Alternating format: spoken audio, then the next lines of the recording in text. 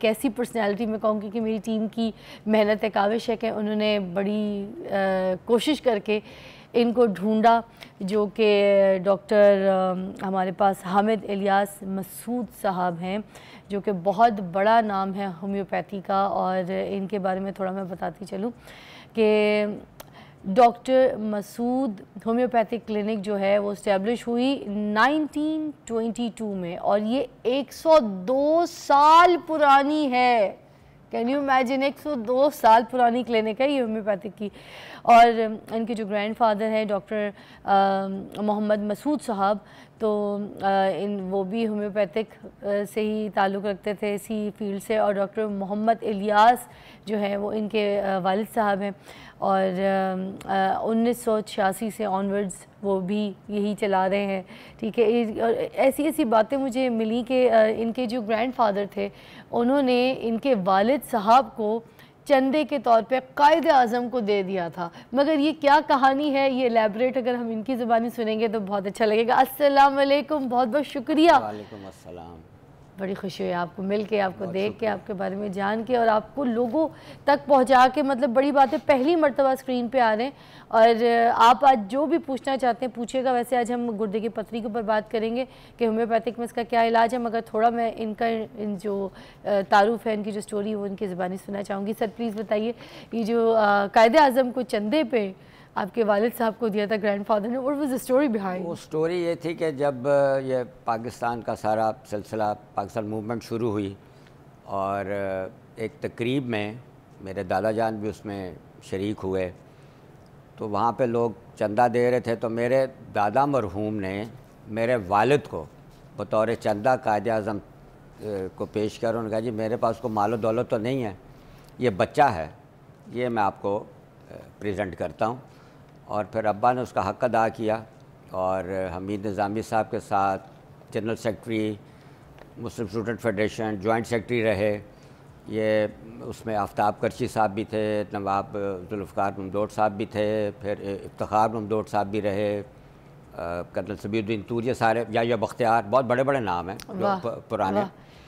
और फिर अब्बा को कायद आज़म से 1941 में जलंधर में पंजाब से बेस्ट वर्कर का भी प्राइज़ मिला। अरे वाह, तो he is the only one जिनको के कायद आज़म से वो ये प्राइज़ मिला। So we proud of you. और ये जो सऊदी प्रिंस है उसने भी आपको बुलाया और आपको नेशनैलिटी भी ऑफ़र की, ये क्या कहानी थी? ये अब्बा को उन्होंने पहले बुलाया था इन 1980। अच्छा। और उनको कमर की तकलीफ़ थी, तो उनको वहाँ पर एक साहब होते थे हकीम मराजुल हसन। अच्छा। उन्होंने अब्बा को इंट्रोड्यूस करवाया कि जी इस तरह लाहौर में एक बंदा है। तो फिर उनकी दावत पर अब्बा सऊदी अरेबिया गए और अब्बा ने उनका सारा ट्रीटमेंट किया। उन्होंने फिर अब्बा को ये ऑफ़र की कि आप पाकिस्तान छोड़कर यहाँ आ जाएं सऊदी अरेबिया में। अच्छा। और अपना ये सारा सिलसिला इधर आके इस्टेब्लिश करें। अच्छा। तो अब्बा सेड कि नहीं, मुझे एक पाकिस्तानी की हैसियत से ही इस दुनिया से जाना है और आप मेरे मुल्क के लिए दुआ करें कि वो अल्लाह ताला उन दोनों भी हालात हमारे मुल्क में कुछ इतने अच्छे नहीं थे कि मेरे मुल्क के जो हालात हैं वो बेहतर हो जाएं। और फिर जब अब्बा का इंतकाल 1986 में हुआ तो 87-88 में उनकी दावत पे मैं उम्रे पे गया। अच्छा। फिर उन्होंने मुझे ऑफ़र की कि यार तुम नेशनलिटी ले लो और तुम यहाँ आ जाओ और यहाँ आकर अपना ये सिलसिला सारा इस्टेब्लिश करो। तो मैंने भी अपने बाप की तरह उसको रिफ्यूज़ किया। और फिर उन्होंने मुझे उसकी वजह फिर उन्होंने मुझे इकामा दे दिया जो 97 तक मेरे पास रहा और मैंने 97 में खुद उनको सरेंडर किया कि जी अब मैं सल्यूट यू सीरियसली। आपकी पूरी फैमिली, आपका पूरा ख़ानदान, आपकी दादा से लेके जो खिदमात हैं चलती आ रही है आपके वालिद साथ, और अब आप माशाल्लाह इसको आगे बढ़ा रहे हैं, तो मैं आप सबको, आपकी पूरी फैमिली को राज तहसीन और सलूट पेश करना चाहूँगी।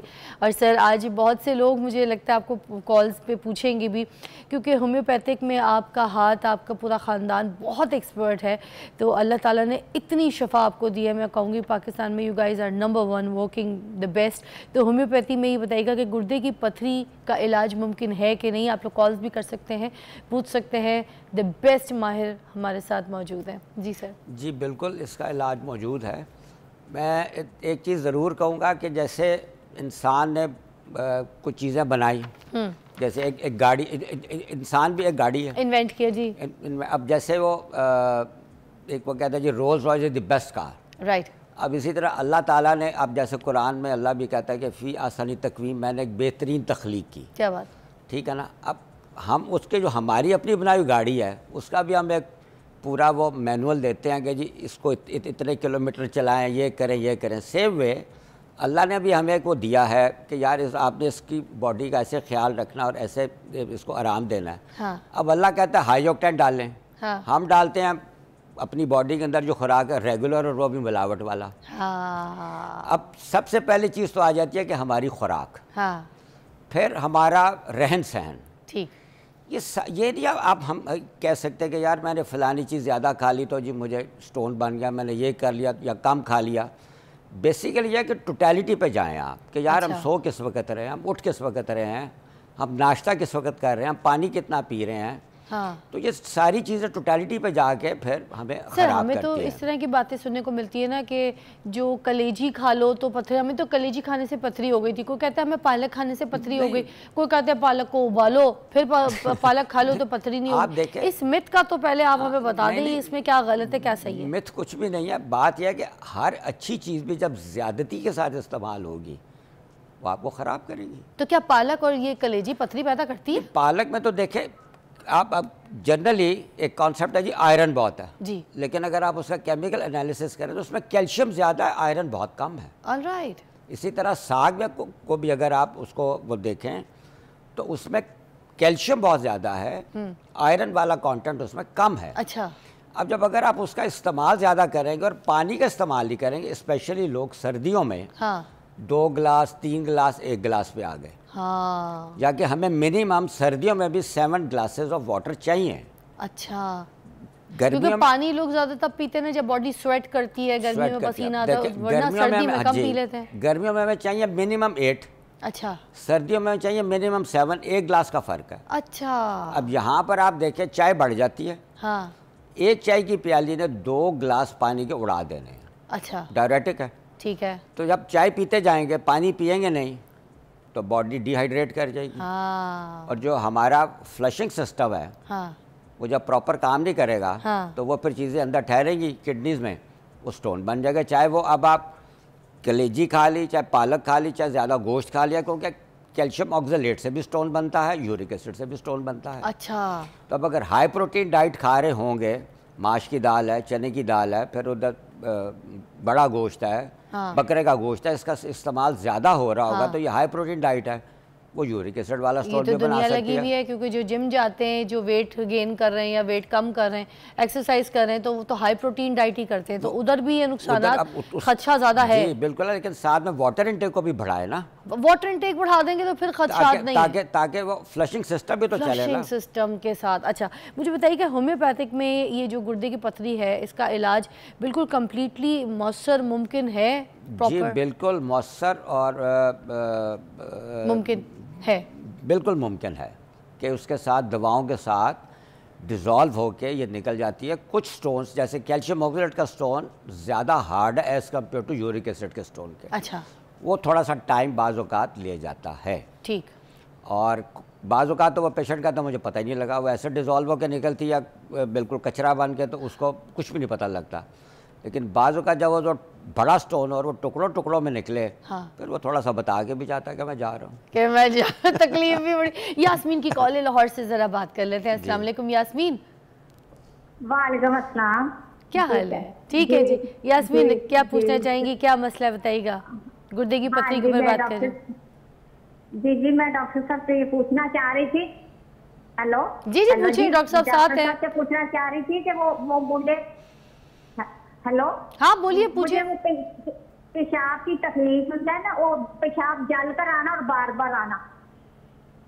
जी पेशाब जल कर आता है और बार बार आना, ये इसका आप ब्रेक के बाद इसका जवाब दे दीजिएगा। कुछ पूछना है तो पूछ ले।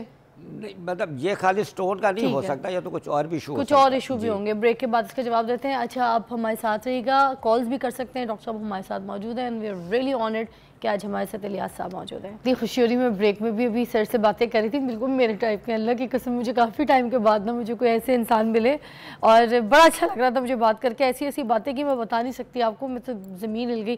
खैर अच्छा, मैं आपसे यास्मीन के बारे में पूछूंगी, उनको पेशाब में थोड़ी सी जलन आती है, तकलीफ ये कुछ ज़रूरी नहीं है कि ये सिर्फ गुर्दे में पथरी की वजह से हो, ये इनके नेक ऑफ ब्लैडर पे इन्फ्लेमेशन भी हो सकती है जिसको सिस्टाइटिस कहते हैं, फिर इनको यूरिनरी ट्रैक का इन्फेक्शन भी हो सकता है, उसकी वजह से भी ये वाले इश्यूज आते हैं। तो ट्रीटमेंट इसका होम्योपैथिक में भी है, एलोपैथिक में भी है, वो तो सब जगह पे हो सकता है, लेकिन ये तो किसी मुआलिज से जाके मिले और उसको सारी इस चीज़ को बात करके फिर दवा लें। अच्छा सर, अगर गुर्दे की पथरी बड़ी हो और साथ में इन्फेक्शन भी हो तो भी क्या इलाज मौसर है? देखें, बाज़ औक़ात ये होता है कि इलाज तो मुमकिन है, लेकिन बाज़ औक़ात बड़े स्टोन दवाओं से नहीं भी निकलते। हाँ, वो इतना एक जिस तरह एक उसको कहा जाता है स्टैग हॉर्न स्टोन। अच्छा, 12 संगे का जैसे सींग है, हाँ। उसी तरह वो गुर्दे के अंदर वो बना हुआ होता है, इतना इतना बड़ा होता है। ओह, तो वो कई दफ़ा तो डिज़ोल्व होकर निकलना शुरू कर दे तो हम भी होपफुल हो जाता है कि अच्छा यार ये सारे का सारा अब निकल जाएगा। ठीक। बाज़ औक़ात वो टच से मस नहीं होता, उसके लिए जाके फिर सर्जरी भी करवानी पड़ती है, लिथोट्रिप्सी से भी हो सकता है। अच्छा। जब नया एक इलाज आ गया वो शुआओं के साथ वो जो करते हैं, लेकिन समटाइम्स लिथोट्रिप्सी के साथ दवाई भी खानी पड़ती है कि उस कचरे को लेके, कॉन्क्रीशंस को लेके बाहर आए। अच्छा, तो होम्योपैथिक में बगैर सर्जरी के ये पथरी निकल जाती है, ठीक हो जाती है? ज़्यादातर लोगों का बगैर ऑपरेशन के दवाओं के साथ होम्योपैथिक तरीका इलाज से पथरी निकल जाती है। और सर कितना कोई टाइम लगता है? डिपेंड करता है कि यार बाज़ औक़ात तो बहुत छोटा स्टोन होता है, वो टाइम ले जाता है, और बाज़ औक़ात बड़ा स्टोन भी होता है, 1 सेंटीमीटर से ऊपर का भी होता है, वो जल्दी निकल जाता है। और ये जो होम्योपैथिक के इलाज में अगर गुर्दे की पथरी को दोबारा बनने से रोकना, मतलब उसको अगर वहीं पे स्टॉप किया जाए कि दोबारा ना बने, तो क्या उसका भी इलाज है? उसका इलाज है, उसका भी इलाज है, उसमें भी दवा उसके लिए मौजूद है, लेकिन उसके साथ सबसे चीज़ यही ज़रूरी है, क्योंकि जब एक दफ़ा स्टोन बन जाए किडनी में ना, तो उसमें कैविटी बन जाती है, तो उसमें दोबारा पत्थर बनने का फिर चांस होता है। तो अच्छा। वाटर इनटेक को, अपने जिस्म को हाइड्रेट रखा जाए और अपनी जो ग़िज़ा है उसको ठीक रखा जाए, क्योंकि देखें अब लोग कहते हैं जी मैं तो मतलब जैसे जी रोज़ अंडा खाता हूँ, अंडा टोस्ट, चीज़ों को बदल बदल के इस्तेमाल करना चाहिए, नाश्ते में भी और बाकी खानों में भी। अगर एक ही चीज़ के ऊपर हम रहेंगे तो अच्छी चीज़ भी जो है वो हमारे लिए नुकसानदेह हो जाएगी। अच्छा, चाहे वो भले हम देसी घी खा रहे हैं, देसी मक्खन खा रहे हैं, देसी अंडे खा रहे हैं, देसी मुर्गा खा रहे हैं, बिल्कुल रोज़ की रेगुलर लाइफस्टाइल एक चीज़ें बदलनी चाहिए। अब जैसे नाश्ता जो है ना, वो दिन का सबसे इम्पॉर्टेंट पार्ट है। अच्छा, नाश्ते में और सो के उठने में मिनिमम टाइम होना चाहिए। हाँ, हाँ। अब अगर एक बंदा 6 बजे उठता है तो उसको मैक्सिमम 7, साढ़े 7, 8 बजे तक नाश्ता कर लेना चाहिए। अब लोग करते हैं 6 बजे उठे, 10 बजे नाश्ता कर रहे हैं। हाँ। नाश्ता का टाइम है जो सबसे बेस्ट टाइम है बिफोर 9 o'clock। अच्छा, सुबह 9 से पहले क्यों? ताकि वो बॉडी को, जब आप उठते हैं बॉडी एक्टिव हो गई, आपकी माइंड एक्टिव हो गया, बॉडी चलनी शुरू हो गई। हाँ। अब उसको एनर्जी चाहिए, अगर आप उसको प्रॉपर एनर्जी नहीं देंगे तो फिर वो बीमारी की तरफ जाएगा। कोई 8 बजे उठा है तो कितने बजे नाश्ता? 9 बजे तक नाश्ता कर ले। 9 बजे, घंटे का कोई गैप? बस घंटे का गैप डाले और उसको वो नाश्ता कर ले। अच्छा, और ये जो सुबह उठते के साथ ही कहते हैं टैंकर पूरा लीटरों का पी लो नहीं, पानी, नहीं, नहार नहीं, मुँह, नहीं, इसके बारे में भी बता दें। नहीं। अब वो पेट तो ब्लॉटिंग हो जाती है इतनी नहीं, ज़्यादा, नहीं। पेट फूल जाता है, फिर नहीं, उसके बाद नहीं। नाश्ते का तो दिल नहीं करता, नहीं। चाय भी पियो तो जहर लगती है। नहीं, उठते साथ बिल्कुल भी ऐसे नहीं करना चाहिए। अच्छा? आपको कुछ ना कुछ और चीज़ लेके, कोई आप मिक्स नट्स ले लें, या कोई नट्स में से कोई एक चीज़ ले लें, कोई अखरोट खा लें, कोई बादाम खा लें, उसके बाद फिर आपको 10-15 मिनट के बाद आप पानी पिएं, फिर उसके 15-20 मिनट के बाद आप चाय पिएं, उतना वो नाश्ता करें। बात यह है कि नाश्ता जो है दिन का सबसे इम्पॉर्टेंट पार्ट है। ठीक है, उसको सबसे प्योर होना चाहिए। ओके। और तगड़ा नाश्ता हो। अगर हमारे लाहौर में तो ये चलते हैं ना सरी पाए और सरी पाए, आप रोज अगर आप खाएंगे तो फिर अगर आप उसको डाइजेस्ट कहाँ करेंगे? हाँ, चिकन छोले। हाँ, उसको जलाना कहाँ पे है? हाँ, जलाएं भी तो सही ना। हाँ। अब अगर आप जाके वो रोज खद खा के या पावे खा के बैठ जाएंगे और साथ में कुलचे खाएंगे तो फिर उसको डाइजेस्ट किधर करेंगे? डाइजेस्ट किधर करने, कभी कभी ठीक है, खा सकते हैं, कभी खा सकते हैं, बिल्कुल खा सकते हैं। अच्छा, और ये जो चिट्टी ब्रेड वगैरह है ये सब कुछ इस्तेमाल करना, इसको अवॉइड करें तो बेहतर है, क्योंकि वो सारा मैदा है, वो बॉडी में जाके फैट में कन्वर्ट होता है। तो इट इज़ बेटर कि होल व्हीट गंदम की रोटी खाई जाए सुबह खा सकते हैं गंदम की रोटी, सुबह खाइए, देसी घी ऊपर रख के। देसी घी ऊपर नहीं रखे, देसी घी में सालन पकाएं आप, बिकॉज जब आप उसको कच्चा खाएंगे, जब पराठा खाएंगे तो कॉन्सेंट्रेटेड फैट आपके अंदर जाएगा, वो फिर आपके लिए प्रॉब्लम्स क्रिएट करेगा। सैचुरेटेड फैट होता है ना ये? अच्छा, तो ये नहीं लेना हमने, ये नहीं लेना हमने जैसे फ्राइड चीज़ें नहीं खानी, उसमें सैचुरेटेड फैट जाएगा। ओके। तो हम कोशिश करें कि सादा रोटी के साथ देसी घी में पका हुआ सालन खाएं। अच्छा, किसी दिन दाल खा लें, किसी दिन सब्जी खा लें, किसी दिन बोटी खा लें, किसी दिन अंडा खा लें। रात की बासी रोटी भी इस्तेमाल कर सकते हैं? रात की बासी रोटी भी इस्तेमाल कर सकते हैं। और रात का खाना अर्ली और जल्दी सोएं। जल्दी सोए। सोने के बारे में आप कुछ बता रहे थे, मैंने कहा मेरी पूरी कौम को बताइए, बात बता दें, मगर ब्रेक के बाद क्योंकि मेरी कौम तो अभी भी वैसे सोई इसको जगाना पड़ता है मुझे इतनी ब्रेक लेके। ब्रेक के बाद मिलते हैं।